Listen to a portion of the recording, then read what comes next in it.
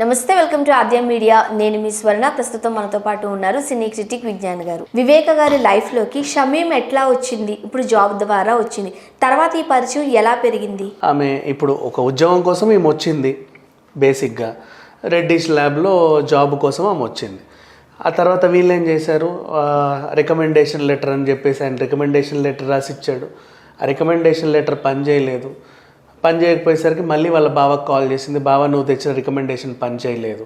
ఆ బావ మళ్ళీ వివేకానందకు కాల్ చేసి ఏం చెప్పాడు, మీరు ఇచ్చిన రికమెండేషన్ పని చేయలేదు, మాకు ఏం చేయమంటారు అని అడిగితే, ఎక్కడుంది మీ వాళ్ళు అని అడిగితే, హైదరాబాద్లోనే ఉన్నారు. సరే, నాకు మీ ఆవిడ నెంబర్ ఇవ్వంటే ఇచ్చాడు. నెంబర్ తీసుకున్నాడు. తీసుకొని ఫోన్ చేసి, అమ్మ మీ హస్బెండ్ నాకు ఇట్లా నెంబర్ ఇచ్చాడు, ఇది సంగతి, మీరు ఎక్కడ ఉన్నారు? సార్ నేను రెడ్డి ల్యాబ్లోనే ఉన్నాను. రెడ్డి ల్యాబ్కి వెళ్ళాడు. వాళ్ళకి జాబు ఎంపీ కాబట్టి ఆ బలగంతో వెళ్ళాడు. అక్కడికి వెళ్ళి లోపలికి వెళ్ళిన తర్వాత ఆ పిల్లకి జాబ్ ఇప్పించేశాడు. ఇప్పించి, ఇదిగో అమ్మ నీ ఆఫర్ లెటర్ అని చెప్పేసి ఇచ్చి వచ్చాడు. అబ్బాయి ఇంత పెద్ద మనిషి భలే వచ్చాడని సంతోషపడకుండా ఈమెం చేసింది, ఆయన సిగరెట్ కాలుస్తుంటే వెళ్ళి, నువ్వు ఒక పబ్లిక్ సర్వెంట్ అయ్యి ఉండి సిగరెట్ ఎలా కాలుస్తావు అని అడిగింది. అడగగానే ఆయన నవ్వి సిగరెట్ పడేసి వెళ్ళిపోయాడు. అంతవరకు కథ సుఖాంతమే ఓవరాల్గా. నెక్స్ట్ ఏమైందంటే, ఇప్పుడు వీళ్ళు హాస్టల్కి వచ్చారు. హాస్టల్కి వచ్చిన తర్వాత వీళ్ళ అక్క ఒకరోజు రాత్రిపూట హాస్టల్కి రావడం ఏంటి? వాళ్ళ చెల్లి అప్పటికి హాస్టల్లో ఉంటున్నారా? వాళ్ళు ఊరి నుంచి జాబ్ కోసం హైదరాబాద్ వచ్చారు కాబట్టి అప్పుడు ఇక్కడెక్కడో ఉంటున్నారు సంథింగ్. ఇప్పుడు అప్పటి వరకు షమీంకి పెళ్లి కాలేదు? లేదు లేదు లేదు, అవ్వల. వాళ్ళ అక్కకి అయింది, ఈ పిల్లకి అవ్వల. అంటే చిన్నమ్మాయి అని. ఈమె తర్వాత కూడా ఇంకిద్దరు ఉన్నారు, రేష్మిత రెహమత అని చెప్పేసి ఇంక ఇద్దరు చెల్లెళ్ళు ఉన్నారు. సరే, ఈ కథ ఇంతవరకు వదిలేస్తే, ఈమె ఏం చేసింది, రాత్రిపూట ఏడుపిన పడింది. ఎవరు అంటే అక్క ఏడుస్తుంది. ఏమైంది అక్క, ఎందుకు ఏడుస్తున్నావు అంటే, నీకు జాబ్ వచ్చింది, నాకు జాబ్ రాలేదు అని ఏడుస్తుంది. అదేంటి, ఎందుకు అంటే, ఈమె క్వాలిఫికేషన్ లేదా, ఆమె క్వాలిఫికేషన్ ఉంది, ఆమెకు వచ్చింది. ఆ క్వాలిఫికేషన్ ఉన్న ఆమెకే అక్కడ జాబ్ రాలే. ఫస్ట్ థింగ్ మనం గుర్తుపెట్టుకుంటే, ఆ క్వాలిఫికేషన్ ఉన్నావిడ కూడా మహా రికమెండేషన్లు తెచ్చుకొని, ఎంపీ రికమెండేషన్ లెటర్ ఉన్నా ఆమెను గెంటేశారు. ఎంపీ స్వయంగా వచ్చి, అమ్మ పెట్టుకో, నెలకి మూలకు బడి ఉంటుంది, ఇంత జీతం ఇవ్వంటే అప్పుడు ఆమెకి ఇచ్చారు. అది తెలిసిందే. ఈమెకి రాలా. ఈమె ఎట్లా అంటే, ముందు ఆశ పెట్టుకుందంటే, దీంతో పాటు వెళ్తే జాబ్ వచ్చింది అనుకో. యాక్చువల్గా జాబ్ అడిగింది ఒక్కరి కోసమే కదా, ఒక్కరి కోసమే. కానీ ఈమె ఎందుకు వెళ్ళిందంటే, అక్కడ దాకా వెళ్ళిందా ఏదో రాకపోతుంది ఆశ పడింది. అంటే ఫస్ట్ నా చెల్లి జాయిన్ అవుతుంది, మంచి ఎంపీ రికమెండేషన్ లెటర్ ఉంది, నా చెల్లి జాయిన్ అవుతుంది. ఎంపీ రికమెండేషన్ అంటే ఇక ఆ కంపెనీలో ఓనర్ తర్వాత ఓనర్ లాంటిదేమో మా చెల్లి. ఈ జాయిన్ అయిన తర్వాత నన్ను కూడా ఏదో పొజిషన్లో పెట్టిస్తాను, నా పిచ్చి ఆశతో వెళ్ళింది. అక్కడ పప్పులేం ఉడకల. యాక్చువల్గా వచ్చే ముందు వీళ్ళ కళలు అలాగే కంటారు కదా, అక్కడ పప్పులేం ఉడకల. సో ఏదో రకంగా ఏడిచింది పాపం, చాలా ఎక్స్పెక్టేషన్ పెట్టుకొని వచ్చింది. వీళ్ళు అనుకున్నది మైండ్లో. ఇప్పుడు నీకైనా ఒక పెద్ద చీఫ్ జగన్ వచ్చి లెటర్ ఇచ్చాడు, వెళ్ళి అక్కడ జాబ్లో జాయిన్ అవ్వంటే, నీతో కూడా నేను వచ్చాను అనుకో, అబ్బాయి ఈమె వెళ్ళిందంటే ఈమె అక్కడ ఓనర్ తర్వాత ఓనర్ లాంటిది, నెక్స్ట్ నాకేదో చేస్తుంది అని నేను వస్తాను. ఈరోజు ఏం అవ్వాలి లాస్ట్కి. ఓవరాల్గా చెల్లికి జాబ్ వచ్చింది. ఇది ఈమె ఆశలన్నీ అడి ఆశలు అయ్యాయి. ఏడిచింది. ఏడిస్తే ఈ పిల్ల ఏం చేసింది, అక్క నువ్వు జాబ్ లేదు కదా, నీకు జాబ్ వచ్చేంత వరకు నేను కూడా ఈ జాబ్ చేయనక్క అనేసింది. అంత కష్టపడి జాబ్ తెచ్చిపిస్తే, ఎంపీ వచ్చిస్తే ఎట్లా అయిపోయింది. సరేలే అనుకున్నారు వీళ్ళు. 4 రోజుల తర్వాత ఈయన ఒక కాల్ చేశాడు. ఆయన మళ్ళీ కలిసినప్పుడు, సార్ థ్యాంక్ యూ సార్ అంటే, ఎలా ఉన్నారో, బాగా చేసుకుంటుందా జాబ్ అంటే, అదే లేదండి. అదేంటి, నేనంత వెళ్ళి పెట్టిస్తే ఏంటంటే ఇది కథ అని చెప్పాడంట.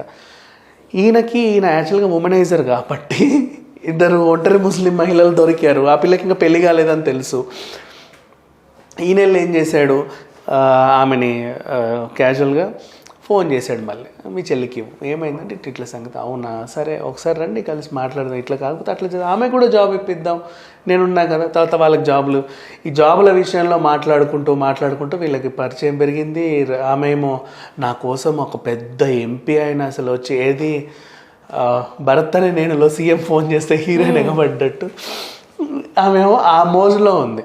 ఈయన కూడా ఇట్లా చెప్పేసి ఒక 2008 వరకు కంటిన్యూ చేసి 2008లో 2 years తర్వాత ప్రపోజ్ చేశాడు. ఈ కథ అంతా 2006లో జరిగింది. 2008లో ప్రపోజ్ చేశాడు. అంటే ఈ 2 years వాళ్ళు బాగానే మాట్లాడుకున్నారు, మంచిగా మాట్లాడుకున్నారు. 2008లో ప్రపోజ్ చేస్తే 2008లో ఆమె రిజెక్ట్ చేసింది.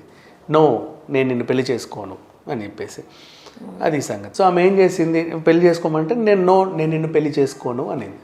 ఎందుకు పెళ్లి చేసుకోవు అది ఇది ఇంత చెప్పా కదా అంటే, లేదు నేను కూడా ఒక ఆడపిల్లనే, నా చెల్లెలు ఉన్నారు, నాకు అక్క చెల్లి అమ్మ అనే బంధాలంటే నాకు బాగా తెలుసు, నువ్వు కూడా ఒక భార్యను పెళ్లి చేసుకున్నావు, నీకు అంత పెద్ద కూతురు ఉంది, నా అంత కూతురు ఉంది. అండ్ ఏజ్ డిఫరెన్స్ కూడా వీళ్ళిద్దరికి బాగానే ఉన్నట్టుంది కదా. ఎవరెవరికి? వివేక గారికి. అవును, ఈయన ఎర్లీ ఏజ్లో పెళ్లి చేసుకున్నాడు, ఆమె తొందరగా ముసలిది అయిపోయింది. ఈయన అంటే ఎర్లీ ఏజ్లో ఈయనతో పాటు ఈయనకు కూడా 60-70 ఏళ్ళు, ఆమె త్వరగా ముసలిది అయిపోయింది. ఈయనకి ఇంకా కోరికలు ఉన్నాయి, సో ఇంకొకరు కావాల్సి వచ్చింది. ఆమె యంగ్ అమ్మాయి, అప్పటికి ఇంకా పెళ్లి కాలేదు, డిఫరెన్స్ ఉంది. అందుకే ఆమె వ్యక్తిగతంగా ఈయనని ప్రేమించింది, కానీ తర్వాత ఒక ఆలోచించింది, ఒక ఫ్యామిలీని నేను ఎందుకు ద్రోహం చేయాలి అని చెప్పేసి.